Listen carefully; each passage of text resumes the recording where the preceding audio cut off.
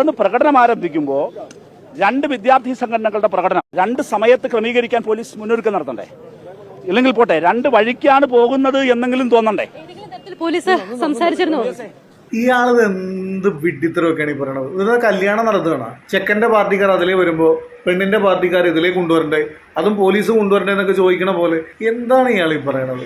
ഏറ്റവും വലിയ പ്രശ്നം എന്താന്ന് വെച്ച് കഴിഞ്ഞാൽ ഇപ്പോഴും ഈ ചെറുപ്പക്കാർക്ക് മനസ്സിലായിട്ടില്ല. കോൺഗ്രസിന് വേണ്ടി തല്ലുപിടിക്കാൻ പോയാലും മാർക്സിസ്റ്റിന് വേണ്ടി തല്ലുപിടിക്കാൻ പോയാലും അവർക്ക് കാര്യമായിട്ടൊരു ഗുണവും കിട്ടുന്നില്ല എന്ന് മാത്രമല്ല, എന്തെങ്കിലും ജീവഹാനിയോ അല്ലെങ്കിൽ കൈക്കോ കാലിനോ എന്തെങ്കിലും പരുക്ക് അല്ലെങ്കിൽ മാരകമായ എന്തെങ്കിലും പരുക്ക് പറ്റിയാൽ ഇവരാരും തിരിഞ്ഞു നോക്കൂല. അവരപ്പോഴും അത് വാർത്തയാക്കാനും ആ പാർട്ടിക്കോ അല്ലെങ്കിൽ സംഘടനക്കോ എന്തെങ്കിലും ഗുണമുണ്ടാക്കാനുള്ള രീതിയിൽ, അതായത് ബാക്കിയുള്ള യൂത്ത് പിള്ളേരെ കൂടി തെരുവിലേക്ക് ഇറക്കാൻ വേണ്ടി ഇങ്ങനെ ആക്രോശിച്ച് എന്തെങ്കിലുമൊക്കെ പറയാന്നല്ലാതെ ഇവരെ കുടുംബത്തിനോ അവർക്കോ തന്നെ എന്തെങ്കിലും ഒരു ഗുണം ഉണ്ടാകുന്ന ഒരു കാര്യം ഒരാളുടെ ഭാഗത്തുനിന്നും ഉണ്ടാവില്ല.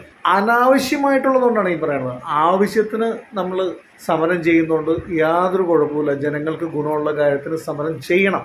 ഇത് തൊട്ടതിനും പിടിച്ചതിനും ആവശ്യമുള്ളതിനും ഇല്ലാത്തതിനും തെരുവിലേക്ക് ഇറക്കാനായിട്ട് ഈ ഞങ്ങളെ തൊട്ടാൽ ഞങ്ങൾ വെറുതെ ഇരിക്കില്ല, ഞങ്ങൾ കയറി കാച്ചിക്കളയും, തൊട്ടവനെ ഞങ്ങൾ തട്ടും.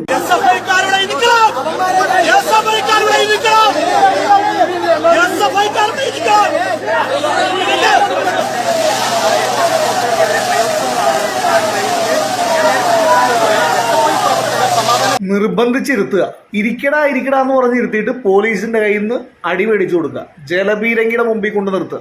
അതെല്ലാം കഴിയുമ്പോൾ മാധ്യമങ്ങളുടെ മുമ്പിൽ വന്നിട്ട് ഞങ്ങളെ മറ്റവർ തല്ലി, പോലീസ് തല്ലി, നിങ്ങൾ കുടുംബക്കാർ കാണണോട്ടോ, നിങ്ങളുടെ മക്കളീ കിടന്നിട്ട് കാണിക്കണത്. നിങ്ങളുടെ മക്കളെ കൊണ്ട് ഇതൊക്കെ ചെയ്യിക്കുന്നതേ നേതാക്കന്മാര്, കുടുംബക്കാർ കാണണം, മാതാപിതാക്കൾ കാണണം, സഹോദരങ്ങൾ കാണണം. ഈ സംഘർഷം മുഴുവൻ ഉണ്ടാക്കിയതിന്റെ ഉത്തരവാദിത്വം പോലീസാണ്, പോലീസിന്റെ ഉത്തരവാദിത്തമാണ്.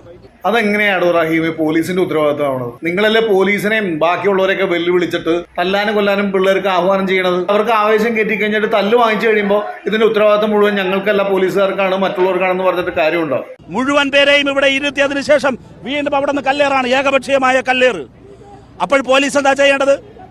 ആ കല്ലേറ് നടത്തുന്നവർക്ക് നേരെ പോണ്ടേ? പെട്ടെന്ന് ഓർമ്മയിൽ വരുന്നത് അന്ന് പിഷാരടി ആ ജയിച്ചതിന്റെ വിജയാഘോഷത്തിലെ ആ യാത്രയിൽ പാലക്കാട് വെച്ചിട്ട് പിഷാരടിക്ക് നേരെ കുപ്പി എറിഞ്ഞു. ശ്രീ ഉമ്മൻചാണ്ടി മുഖ്യമന്ത്രി ആയിരുന്ന സമയത്ത് കാറിൽ ഇരുന്നിരുന്ന അദ്ദേഹത്തിന് നേരെ കല്ലെറിഞ്ഞിട്ട് അദ്ദേഹത്തിന്റെ ഇവിടെ ചെസ്റ്റിൽ ഇൻഫെക്ഷൻ വരെ ആയതാണ്. കല്ല് ആരെറിഞ്ഞാലും ആരുടെ നേരെ വന്നാലും ആർക്കും കൊള്ളും. അപ്പൊ നിങ്ങൾക്കൊക്കെ എന്തും ചെയ്യാം, ബാക്കിയുള്ളവരൊന്ന് കൈ അനക്കിയാൽ. എന്താണ് മിസ്റ്റർ റഹീം ഇങ്ങനെയൊക്കെ പറയണത്? തന്നെയല്ല, ഇങ്ങനെ തെരുവിലിറങ്ങി ഗുണ്ടായുസം കാണിച്ച് പിടിച്ചെടുക്കാം. ആ കാലഘട്ടം കഴിഞ്ഞൊന്നും മനസ്സിലാക്കാനായിട്ടുള്ള ബോധം ഈ നേതാക്കന്മാർക്കൊന്നും ഇല്ലേ? ഭാവിയിൽ MLA ആകാം, മന്ത്രിയാകാം എന്നൊക്കെ വിചാരിച്ചാണ് ഈ തല്ലുകൊള്ളാൻ പോകണമെന്നുണ്ടെങ്കിലേ ഒരുപാട് പേര് ലിസ്റ്റിലുണ്ട് ഇപ്പോൾ തന്നെ.